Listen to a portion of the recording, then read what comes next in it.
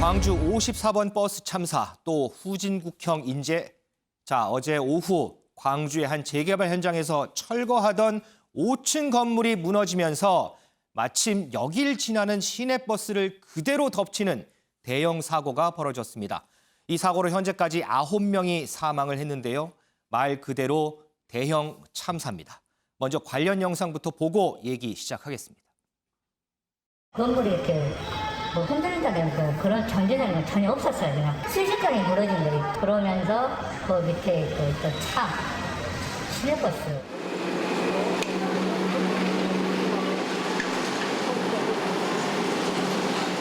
이번 사고에 대해서 희생자와 유가족, 부상자, 광주 시민께 진심으로 사죄드리며 무거운 책임을 통감하고 있습니다.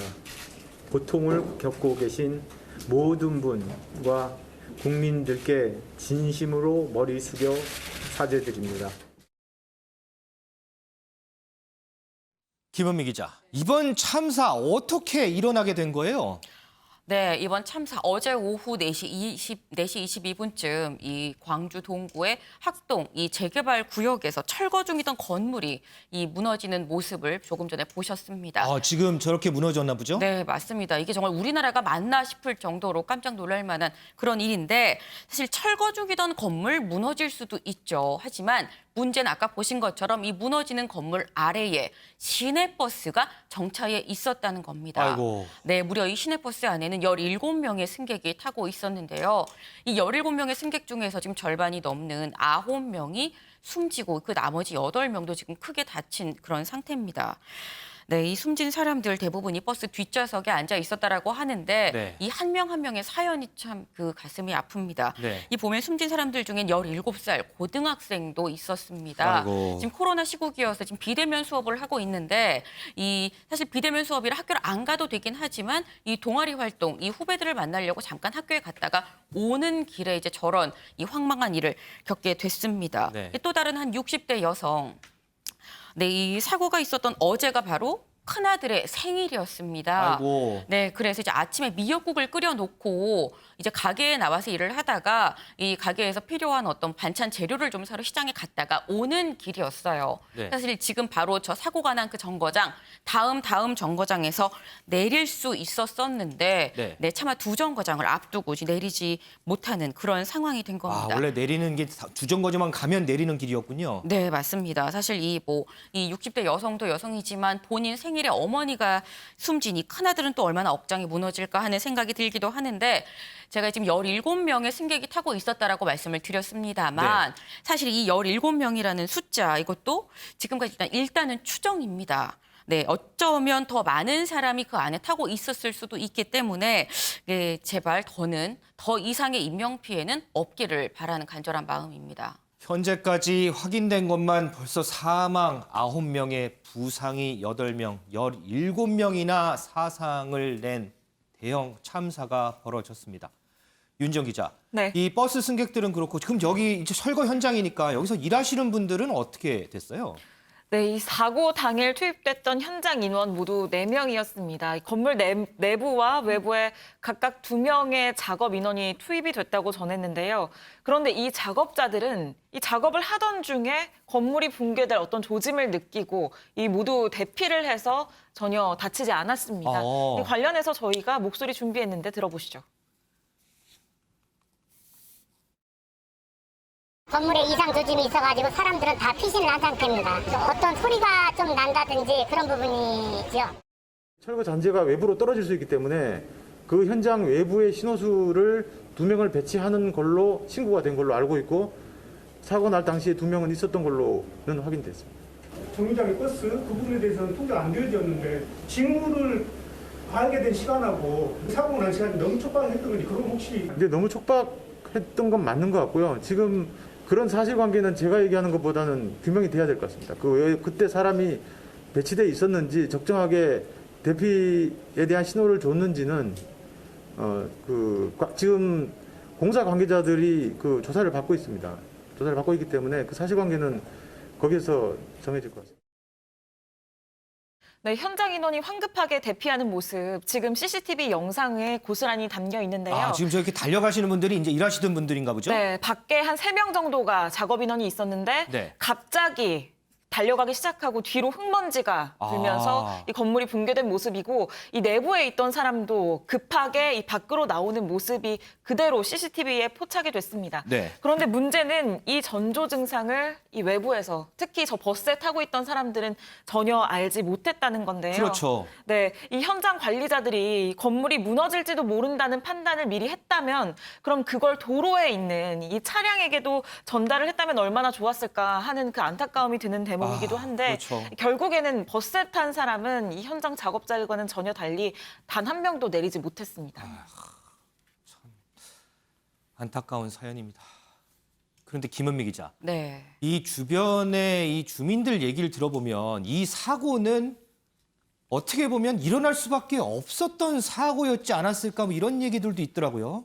네, 맞습니다. 사실 저희가 이 MBN에서 단독으로 입수한 이 당시 그때 사진이 있습니다. 네. 네, 이 붕괴가 철거 작업을 하기 전의 모습들인 건데 지금 보시게 되면은 지금 그 상당히 높게 언덕을 좀 만들어 놓고 네. 그 위에 올라가서 굴착기가 올라가서 지금 야금야금 이게 조금씩 이 붕괴를 하는 그런 모습을 볼 수 있습니다. 뭐 한 1층, 2층 정도의 높이에서 이제 위에 올라가서 굴착기가 조금씩 이 철거를 하고 철거 있군요. 작업을 하고 있는데 이 철거하는 작업을 보게 되면은 이 하중을 견뎌야 되는 기둥도 지금 상당 부분 좀 철거가 된 걸로 보입니다.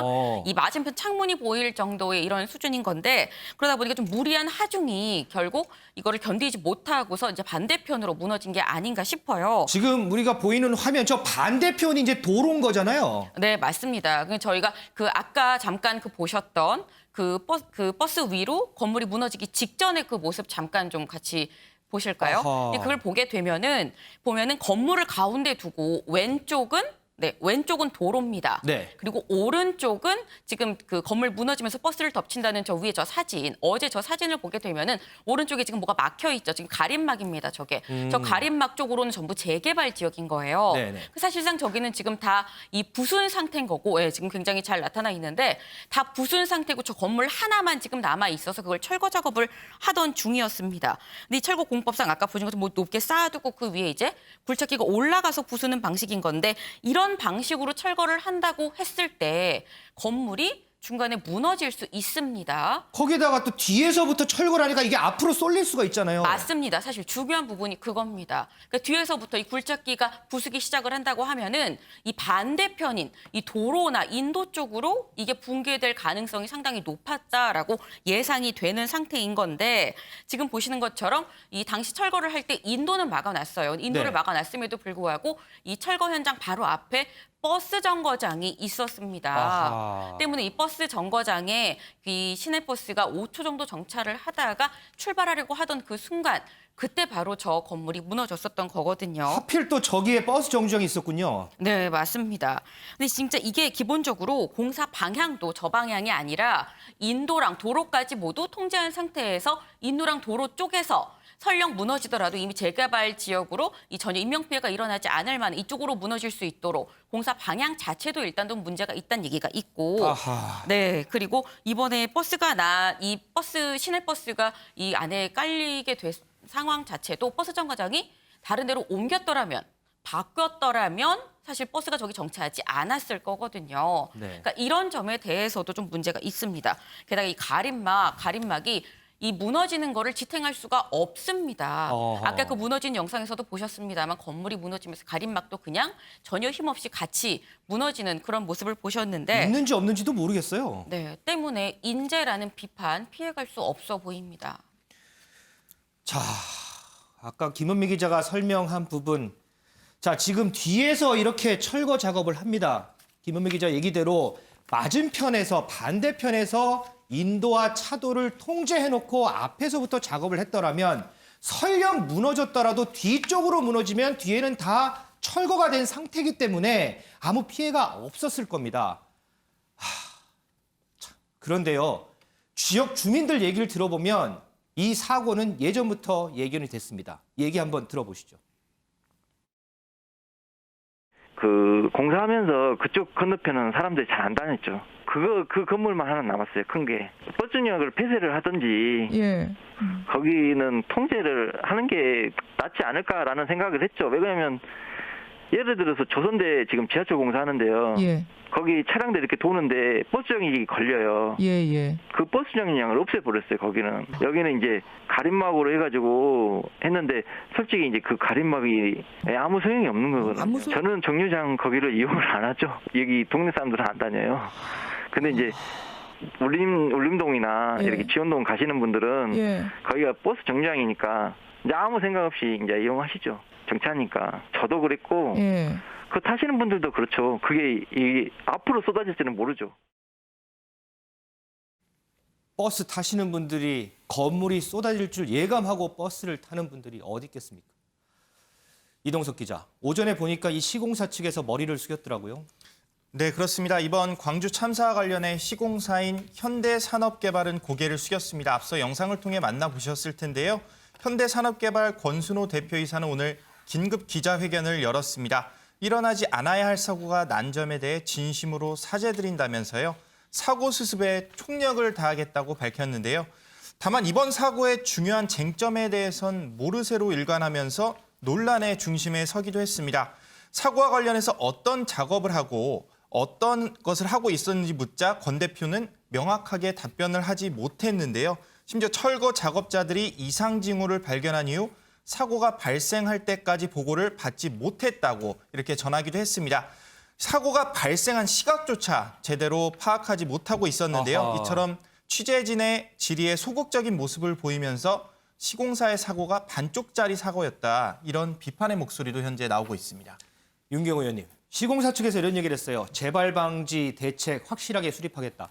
재발 방지 대책 지금까지 수도 없이 나오지 않았습니까? 거기다가 얼마 전엔 예전에는 서울에서도 비슷한 일이 있었어요. 잠원동에서.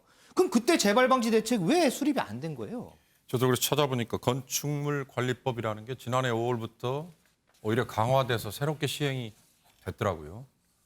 이런 건물을 철거할 때 처음부터 끝까지 전부 관련 규정을 조금 더 엄격하게 만든 건데 그래봐야 아무 소용이 없는 게 이번 사고에서 드러났습니다. 아까 김윤무 기자가 처음 시작을 할 때 이게 지금 후진국에서 일어날 수 있는 사고인데 대한민국에서 일어났습니다. 이 얘기가 저는 가장 아파요.